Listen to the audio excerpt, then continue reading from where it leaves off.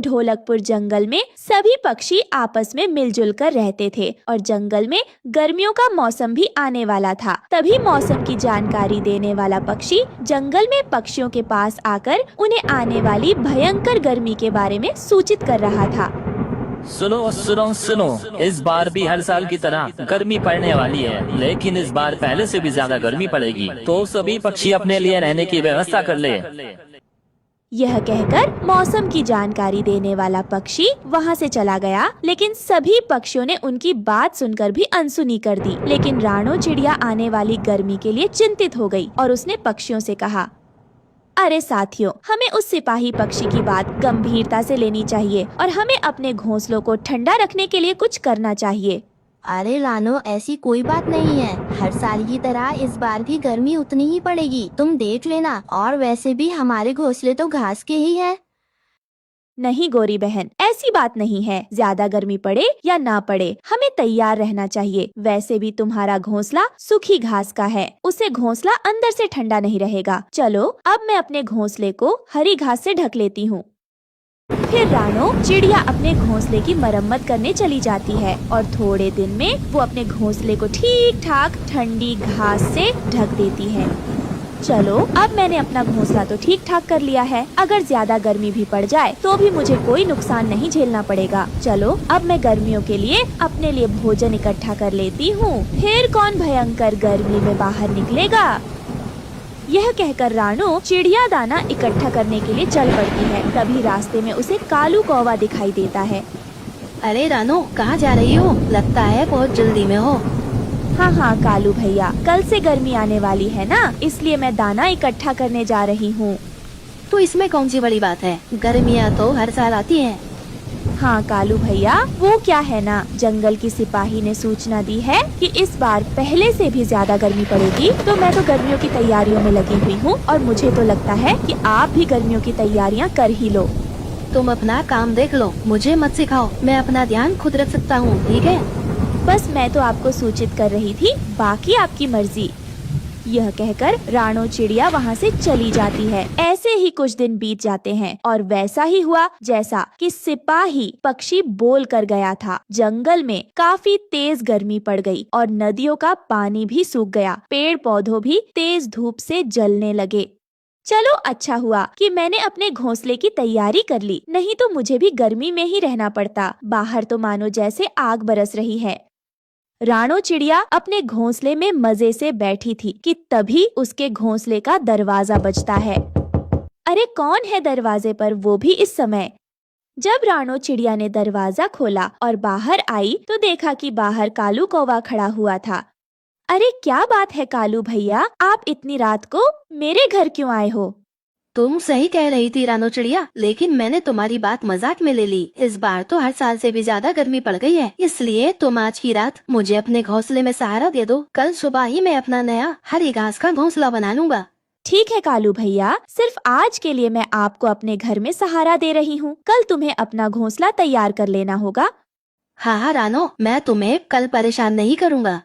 फिर कालू कौवा अंदर आ जाता है और रानो चिड़िया के घोंसले में आकर सो जाता है।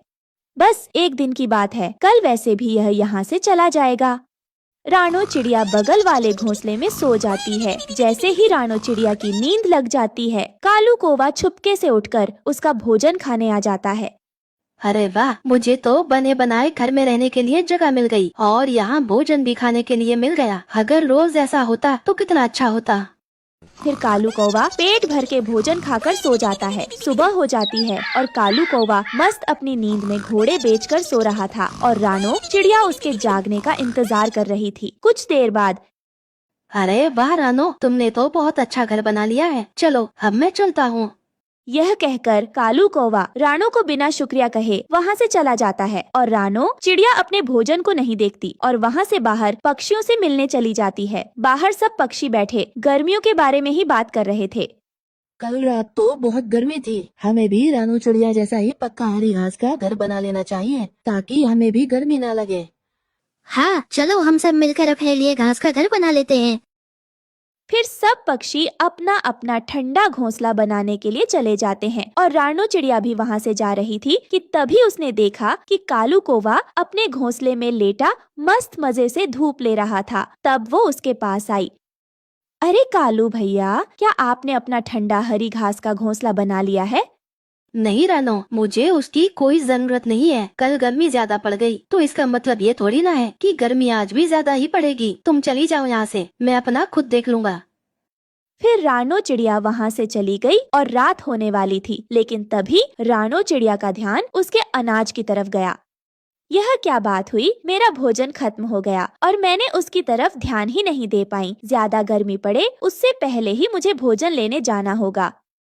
यह रानो की बच्ची मुझे कुछ ज्यादा ही भाषण दे रही थी। मुझे कैसे भी करके इसका घोंसला हथियाना होगा। रानो चिड़िया भोजन लेने घर से बाहर चली गई होगी। यही सही समय है रानो का घर हड़पने का। यह कहकर कालू कौवा रानो के घर के अंदर आ जाता है और घर का दरवाजा अंदर से बंद कर लेता है। रानो चिड़िया को घर आते आते देर हो जाती है और रात भी हो जाती है। जब वो घर आती है तो देखती है कि उसके घर का दरवाजा तो अंदर से बंद था। ऐसे कैसे हो सकता है? मैंने तो घर का दरवाजा बाहर से बंद किया था, फिर अंदर कौन चला गया है? रानो चिड़िया जब खिड़की से देखती है तो कालू कौवा अंदर अपनी मस्ती में सोया हुआ था। कालू भैया, अरे ओ कालू भैया, दरवाजा खोलिए, मैं हूँ रानो कालू भैया। कालू ने रानो की बातों को सुनकर भी अनसुना कर दिया, लेकिन रानो ने फिर से आवाज लगाई। अरे ओ कालू भैया, तुम सुन रहे हो ना? जल्दी से दरवाजा खोलो, बाहर बहुत गर्मी है। मैं इस गर्मी में यहीं जल जाऊंगी। हम दोनों अंदर साथ मिलकर रहते हैं ना? कौन? मैं किसी रानो को नहीं जानता और मैं किसी अनजान पक्षी को अपने घर में नहीं रखना चाहता। अरे कालू भैया, मैं हूँ रानो, जिसने आपको गर्मी में अपने घर में जगह दी थी और आप मुझे ही भूल गए। कालू कौवा दूसरी तरफ मुंह करके सो गया और रानो चिड़िया का अंडा देने का समय भी आ चुका था। हे भगवान, अब मैं क्या करूं और कहां जाऊं? कालू कौवे ने तो मेरा घर हड़प लिया है। तुम घबराओ मत मेरे बच्चों, मैं तुम्हें कोई नुकसान नहीं होने दूंगी। मैं एक काम करती हूँ, मैं बुलबुल डॉक्टर के घर चली जाती हूँ और वहाँ जाकर भर्ती हो जाती हूँ। उनका घर मशरूम का है तो मुझे वहाँ गर्मी भी नहीं लगेगी और मेरा वहाँ पर गुजारा भी हो जाएगा।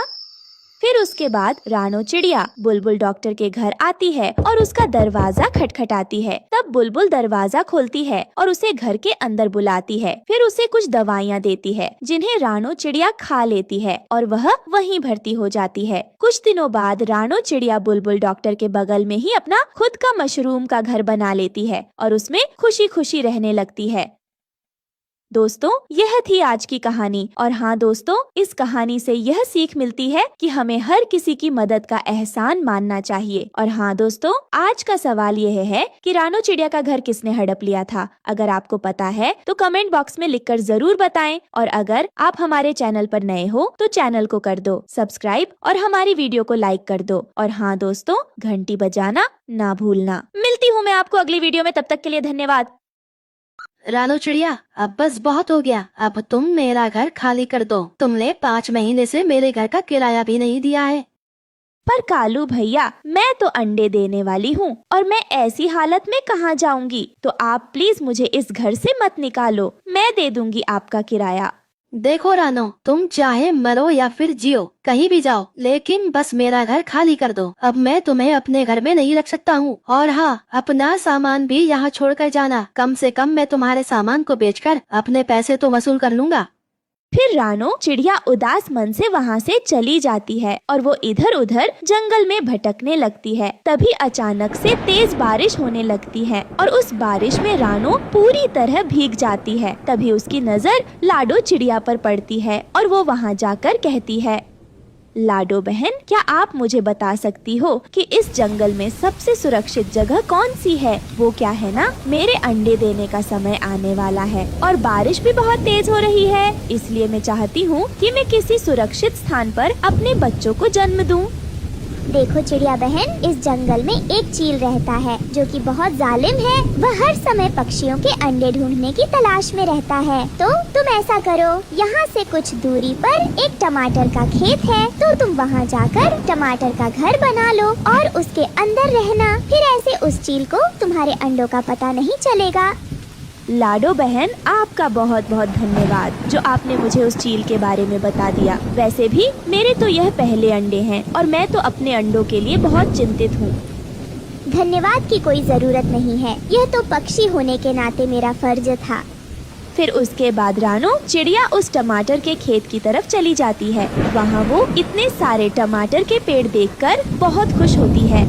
अरे वाह, यहाँ तो बहुत सारे टमाटर हैं, तो क्यों ना मैं इन टमाटरों से अपने लिए घर बना लूँ। उसमें मैं और मेरे अंडे सुरक्षित रहेंगे और टमाटर का घर ठंडा भी रहेगा। ये कहकर रानो चिड़िया जल्दी से अपने लिए एक टमाटर का घर बना लेती है। लाख लाख शुक्र है ऊपर वाले का, मेरा टमाटर का घर बन गया। अब यहाँ पर मेरे अंडे सुरक्षित रहेंगे।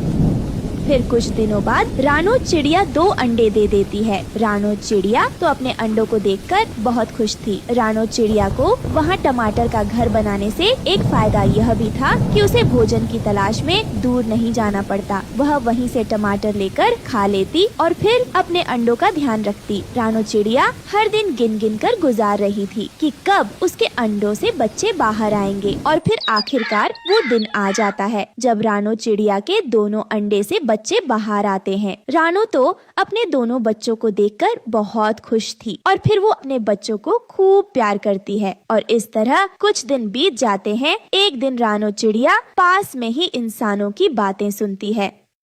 सुनो जी, कल हम ये फसल काटना शुरू कर देंगे और मैंने दराती लोहार को दी हुई है, कल उससे दराती लेकर आ जाना। यह कहकर वो इंसान वहाँ से चले जाते हैं। रानो चिड़िया तो यह सब सुनकर बहुत परेशान हो जाती है क्योंकि अभी उसके बच्चे बहुत छोटे थे और वो अभी उड़ना नहीं जानते थे। हे भगवान, अब मैं क्या करूं? मैं अब अपने बच्चों को लेकर कहाँ जाऊंगी? मेरे बच्चे तो अभी बहुत छोटे हैं और वह तो उड़ना भी नहीं जानते हैं। अगर इन इंसानों ने यह फसल काट दी तो उस जालिम चील की नजर तो मेरे बच्चों पर पड़ जाएगी। फिर कहीं वो चील मेरे बच्चों को खा ना जाए। मैं क्या करूं? मुझे कुछ समझ नहीं आ रहा है। रानो चिड़िया तो यह सब सुनकर बहुत परेशान हो जाती है और वो इसी परेशानी में उस लाडो चिड़िया के पास आती है। अरे आओ चिड़िया, कैसी हो और तुम्हारे बच्चे कैसे हैं? तुम सब ठीक तो हो ना? हाँ लाडो बहन, मैं बिल्कुल ठीक हूँ और मेरे बच्चे भी बिल्कुल ठीक हैं। लेकिन रानो बहन, एक मुश्किल आ गई है। फिर रानो उस लाडो चिड़िया को वो सारी बात बताती है, जिसे सुनकर लाडो कहती है, ये तो रानो बहुत परेशानी वाली बात है। तुम्हारे बच्चे वहाँ सुरक्षित हैं। अगर तुम उन्हें कहीं और लेकर जाओगी तो उनके लिए बहुत खतरा है। कहीं वो चील उन्हें देख ना ले और उन्हें खा ना ले। इसीलिए मेरे दिमाग में एक बात आ रही है। जो इंसानों की फसल है, हम उनके पास जाते हैं और उनसे विनती करते हैं कि कुछ दिनों के लिए वो अपनी फसल ना काटे। लाडो बहन, क्या वो हमारी बात मान जाएंगे? देखो रानो, कुछ इंसान अच्छे होते हैं और कुछ स्वार्थी भी होते हैं, तो हम एक बार वहाँ जाकर देख लेते हैं। अगर वह इंसान अच्छे होंगे तो हमारी बात जरूर मान जाएंगे। तो चलो हम चलते हैं। फिर रानो और लाडो दोनों उन इंसानों से बात करने के लिए चली जाती हैं। लाडो बहन, यही है वो किसान की पत्नी जो फसल काटने की बात कर रही थी। ठीक है लाडो, तुम यहीं बैठो, मैं जाकर इन इंसानों से सावधानी से बात करती हूँ। हो सकता है यह मेरी बात मान जाएं। सुनो बहन जी, आप मुझे बहुत अच्छी इंसान लग रही हो। क्या आप मेरी एक बात मान सकती हो? हाँ हाँ बोलो, क्या बात है चिड़िया? वो क्या है ना, आप कुछ दिनों के लिए अपनी फसल ना काटो, क्योंकि मेरी एक दोस्त चिड़िया है जो कि अपने बच्चों के साथ तुम्हारे टमाटर के खेत में ही रहती है। अभी उसके बच्चे बहुत छोटे हैं, वह अभी उड़ना नहीं जानते हैं। वो 2-3 दिन में उड़ना सीख जाएंगे। तो आप कृपया करके 2-3 दिन तक फसल ना काटें। तू पागल तो नहीं हो गई है छोटी चिड़िया? मैं चिड़िया के चक्कर में अपनी फसल बर्बाद कर दूं? बारिशों का क्या पता, कभी भी शुरू हो सकती है। मैं अपनी इतनी मेहनत से की हुई फसल कैसे बर्बाद कर सकती हूँ? चल तू जा यहाँ से, नहीं तो एक लगाऊंगी जोर का डंडा। फिर लाडो उदास मन से वहाँ से वापस आ जाती है। क्या हुआ लाडो बहन, क्या वो इंसान आपकी बात मान गए या नहीं? रानो, उन्होंने मेरी बात नहीं मानी। वो तो बहुत लालची है, उसे तो हम पक्षियों की कोई परवाह नहीं है। अब हम क्या करेंगे? वो इंसान बातें कर रहे थे कि उन्होंने अपनी दरांती लोहार के पास भेजी है। चलो हम लोहार से बात करके देखते हैं। अगर उनके पास दरांती नहीं होगी तो वो ये फसल भी नहीं काट पाएंगे। फिर वो दोनों लोहार की तरफ आ जाते हैं। लोहार जी, आप मुझे बहुत अच्छे इंसान लग रहे हो, तो क्या आप मेरी मदद कर सकते हो? क्या बात है चिड़िया, जल्दी बताओ, क्योंकि मैं ये दरांती पेश कर रहा हूँ। मैं किसान आता ही होगा अपनी दरांती लेने के लिए। लोहार जी, वो क्या है, आप ये दरांती कुछ दिनों के लिए उन्हें तेज करके ना दें, क्योंकि उन किसान के खेत में मेरा घर है और उसमें मेरे छोटे छोटे बच्चे हैं। अगर वो किसान अपनी फसल काट लेंगे तो वो दुष्ट मेरे बच्चों को खा जाएगा, तो आप प्लीज उसे दरांती ना दें। चिड़िया, तुम्हें अपने बच्चों की तो चिंता है, लेकिन अगर मैंने उस किसान को दरांती ना दी तो वो मुझे पैसे नहीं देगा। तो फिर मैं अपने बच्चों को क्या खिलाऊंगा, कहाँ से उनके लिए भोजन लेकर आऊंगा? फिर ऐसे वो लोहार भी उनकी बात नहीं मानता और फिर वो दोनों उदास होकर वहाँ से वापस आ जाते हैं और एक पेड़ पर बैठ जाती हैं। लाडो बहन, उस लोहार पर तो हमारी आखिरी उम्मीद थी, लेकिन अब हम क्या करेंगे? रानो, मेरे दिमाग में एक बात आ रही है। फिर उसके बाद लाडो रानो चिड़िया को सारी बात बताती है और फिर वहाँ से लोहार की तरफ चली जाती है। वो लोहार के पास वाले पेड़ पर ही बैठ जाती है और उस लोहार को देखने लगती है। जैसे उस लोहार की नजर इधर उधर होती है तो वो किसान की दरांती लेकर उड़ जाती है। फिर वो रानो के पास आती है। रानो, हमारा काम हो गया। अब तुम अपने घोंसले में आराम से रह सकती हो, क्योंकि मैंने वो दरांती एक ऊंचे पेड़ पर रख दी है। अब उसे कोई नहीं ढूंढ पाएगा। और तो और, नई बनने में तो 4-5 दिन लग जाते हैं। तब तक तो तुम्हारे बच्चे बड़े हो जाएंगे, लेकिन अभी तुम आराम से उस टमाटर घर में रह सकती हो। लाडो बहन, आपका बहुत बहुत धन्यवाद जो आपने मेरी इतनी मदद की। फिर इस तरह से रानो अपने टमाटर के बने हुए घर में अपने दोनों बच्चों के साथ खुशी खुशी रहने लगती है। दोस्तों, आपको हमारी आज की कहानी कैसी लगी? हमारी कहानी को लाइक करें, कमेंट करके अपनी राय हमें दें। आपके कमेंट और लाइक हमारे हौसले को बढ़ाते हैं। अगर आप हमारे चैनल पर नए आए हैं तो हमारे चैनल को सब्सक्राइब करना ना भूले। आपका धन्यवाद। एक जंगल में रानो चिड़िया अपने 7 बच्चों के साथ रहती थी। तभी एक दिन, बाप रे, इतनी बारिश, लगता है जरूर कोई बड़ा तूफान आने वाला है और मेरे साथ तो मेरे बच्चे भी हैं। इन्हें इन सब से भी बचाना है। मैं क्या करूं? मुझे कुछ समझ भी नहीं आ रहा। हे ऊपर वाले, मुझे कोई रास्ता दिखाओ जिससे मैं इस भयानक बारिश से अपने बच्चों को बचा सकूं। तभी रानो चिड़िया की बेटी गुड़िया अपनी माँ से कहती है, मम्मा, ये बारिश रुकेगी या नहीं? हम दोनों को बाहर खेलने जाना है। बताओ ना माँ, ये बारिश कब तक रुकेगी? मेरे बच्चों, इतनी बारिश में बाहर जाना ठीक नहीं। तुम दोनों यहीं रहो। मैं हम सबके लिए खाना लेकर आती हूँ। और हाँ, बाहर जाने की कोशिश बिल्कुल भी मत करना। मैं जल्द ही लौटूंगी, तुम मेरा इंतजार करना। ये कहकर रानो चिड़िया भोजन लेने के लिए वहाँ से चली जाती है। आज जंगल में भारी बारिश और बड़ा तूफान आने वाला था, पर रानो चिड़िया को इसकी कोई खबर नहीं थी कि जो तूफान आने वाला है वो कितना भयंकर होगा। और बेखबर रानो अपने बच्चों को घोंसले में छोड़कर खाने की तलाश करने चली गई। तभी उसे रास्ते में भूरा चिड़ा नजर आता है। वो रानो चिड़िया से कहता है, अरे रानो, तुम इतनी बारिश में बाहर क्या कर रही हो? मैं तो किसी काम से घर से बाहर निकला था और मैं यहाँ इस भयंकर बारिश में आकर फंस गया हूँ। और यहाँ हवा इतनी तेज चल रही है कि लगता है कोई भयंकर तूफान आएगा। बस मुझे डर है कि किसी को कोई नुकसान न हो। और मेरे ख्याल से रानो चिड़िया, तुम्हें इस वक्त बाहर नहीं आना चाहिए था। फिर रानो चिड़िया भूरा चिड़ा से कहती है, हाँ वो तो ठीक है भूरा भैया, पर मैं क्या करूं? बच्चों को भूख लगती है तो एक माँ को उनके खाने का इंतजाम करने बाहर जाना ही पड़ता है। चाहे कुछ भी हो जाए, एक माँ कभी अपने बच्चों को भूख से तड़पते हुए नहीं देख सकती है। इस वजह से मुझे इस भयंकर बारिश में अपने बच्चों को छोड़कर यहाँ आना पड़ा। मैं क्या करती? मेरे सिवा उनका कोई और है भी तो नहीं। वो दोनों ये सब बातें कर रहे थे कि तभी वहाँ से कालू और उसकी पत्नी गोरी कौवी गुजरते हैं। वो रानो चिड़िया और भूरा चिड़ा को वहाँ देखकर रुक जाते हैं और उनसे कहते हैं, अरे रानो और भूरा भैया, तुम दोनों भी बारिश के मजे ले रहे हो क्या? वैसे इस बारिश का क्या कहना, बहुत मजा आ रहा है हम दोनों को। हम तो इस बारिश सैर करने के लिए निकले हैं।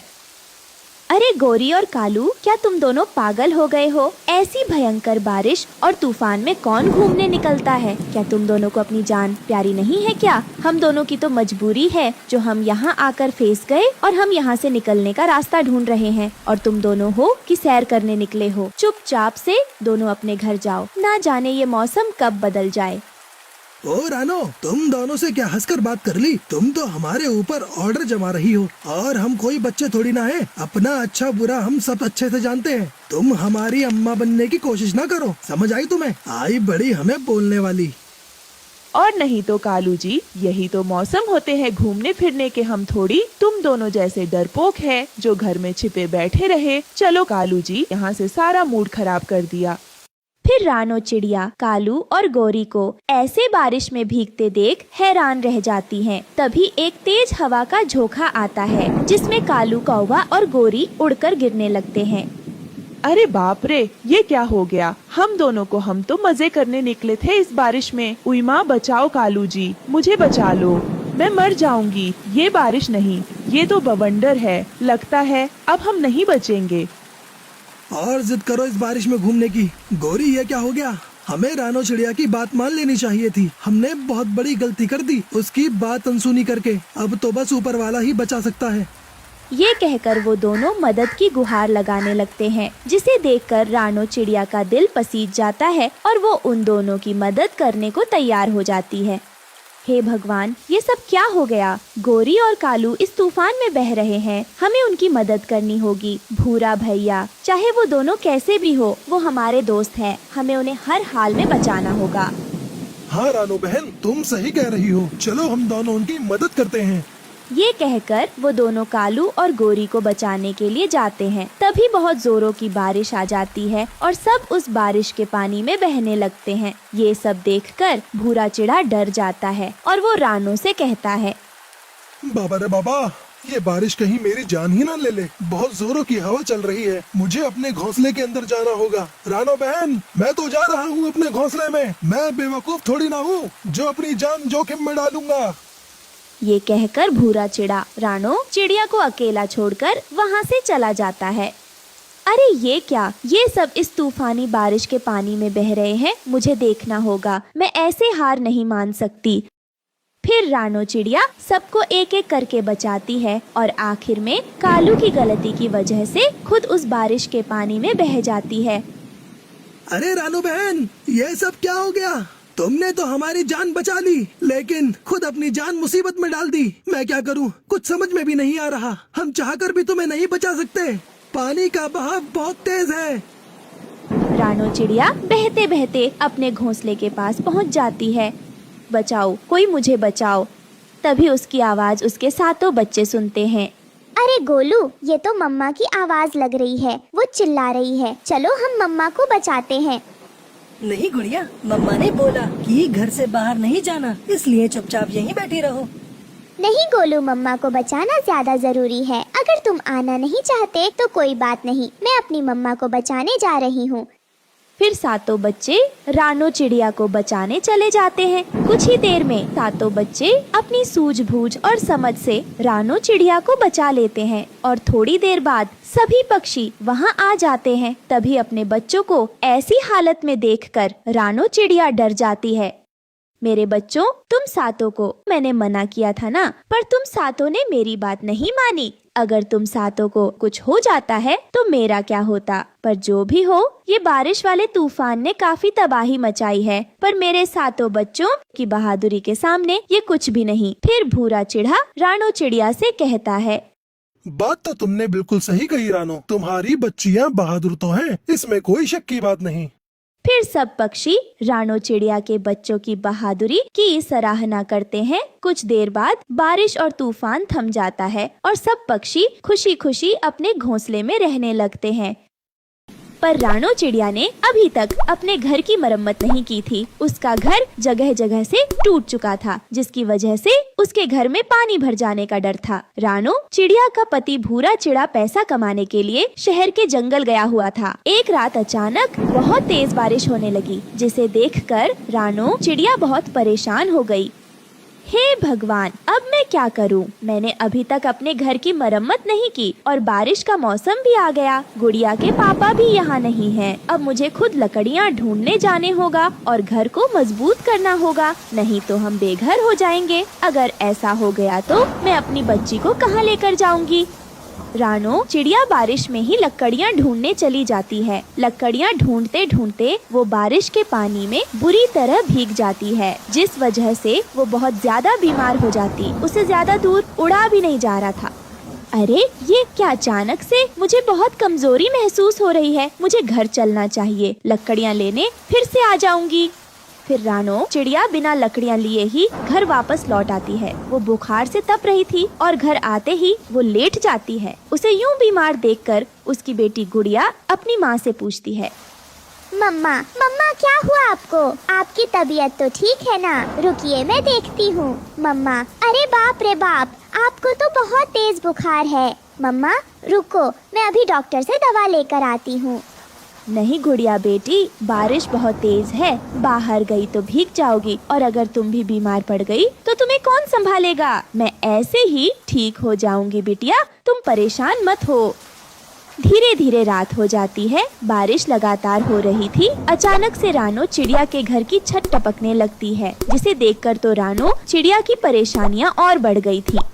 हे भगवान, ये मुसीबत भी अभी आनी थी, अब तो छत भी टपकने लगी। मैं अकेली क्या करूं? छत भी बहुत कमजोर है, पता नहीं कब टूट जाए। अगर ये छत टूट गई तो मेरी बच्ची का क्या होगा? बेटा जल्दी चलो, हमें यहाँ से अभी जाना होगा। घर की छत टपक रही है, किसी भी वक्त यह छत टूट सकती है, हमें कहीं और जाना होगा।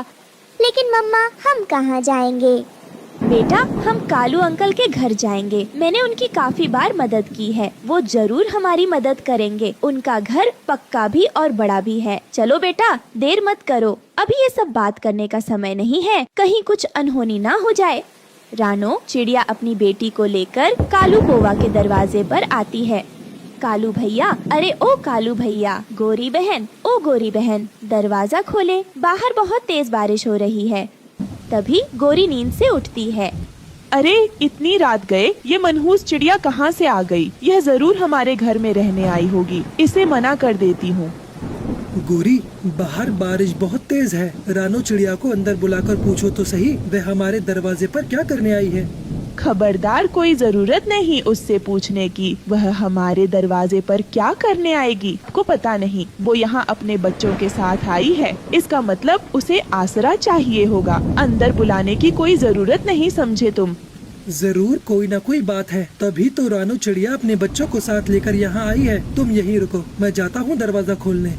कालू, तुम जानते नहीं, इस चिड़िया का घर जरूर बारिश में टूट गया होगा, तभी यह हमारे दरवाजे पर आई है, हमारे घर रहने के लिए। तुम दरवाजा बिल्कुल मत खोलना।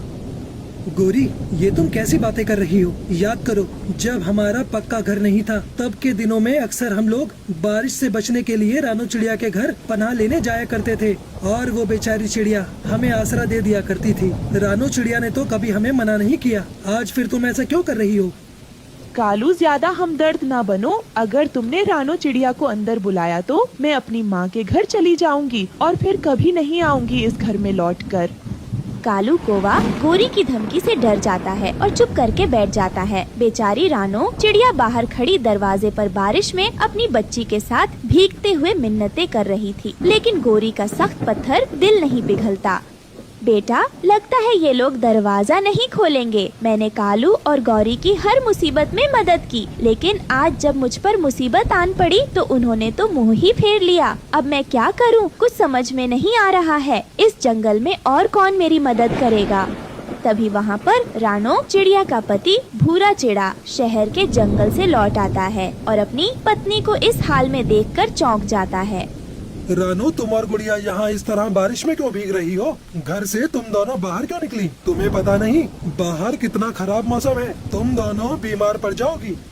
क्या करें जी, आप तो घर पर नहीं थे। मैं अपने घर की मरम्मत नहीं कर पाई। बारिश में छत भी टपकने लगी। इसी अनहोनी के डर से मैं अपनी बच्ची को लेकर यहाँ आ गई। कालू भैया के घर मदद मांगने पर उन लोगों ने दरवाजा ही नहीं खोला। रानो, तुम चिंता मत करो, मैं आ गया हूँ ना, सब ठीक हो जाएगा। उधर कालू रानो और उसके परिवार को इस तरह बारिश में भीगता हुआ नहीं देख सकता था। वह दरवाजा खोलने के लिए जाने लगा। तभी गोरी ने कहा, अजी सुनो, कहाँ जा रहे हो? मैंने तुम्हें मना किया है ना, सचमुच मैं मायके चली जाऊंगी।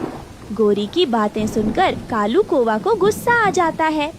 चल निकल मेरे घर से अभी के अभी। मेरी बला से तू मायके चली जा। अब चलती बन यहाँ से। मैं तेरी धमकियों से डरने वाला नहीं। तेरे जाते ही दूसरा ब्याह कर लूंगा, लेकिन अब मैं चुप नहीं बैठूंगा। मेरा दोस्त और उसका परिवार बारिश में भीग रहा है, मुझे उसकी मदद करनी चाहिए, पर तुझ जैसे एहसान फरामोश की वजह से मैं वह भी नहीं कर पा रहा हूँ। याद कर वो रात जब हमारा घर बारिश में टूट गया था, तब रानो बहन और भूरा चिड़ा ने हमें रहने का आसरा दिया था। अब मैं तेरी एक नहीं सुनूंगा। मैं जा रहा हूँ उनकी मदद करने।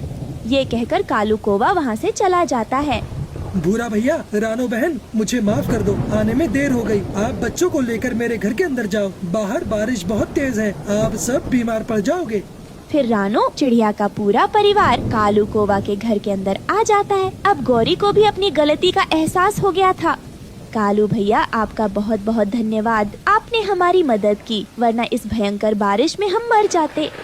मैंने आप पर कोई एहसान नहीं किया। सुख और दुख में पड़ोसी ही एक दूसरे के काम आते हैं। जब तक आपका नया घर नहीं बन जाता, आप आराम से मेरे घर में रह सकते हैं। फिर वो सब कालू के घर में रहने लगते हैं। कुछ दिनों के बाद बारिश बंद हो जाती है। भूरा चिढ़ा और रानो चिड़िया अपना एक मजबूत घर बना लेते हैं और उसमें खुशी खुशी रहने लगते हैं। दोस्तों, इस कहानी से हमें यही सीख मिलती है कि हमें अपने पड़ोसियों के साथ अच्छा व्यवहार और मदद करनी चाहिए।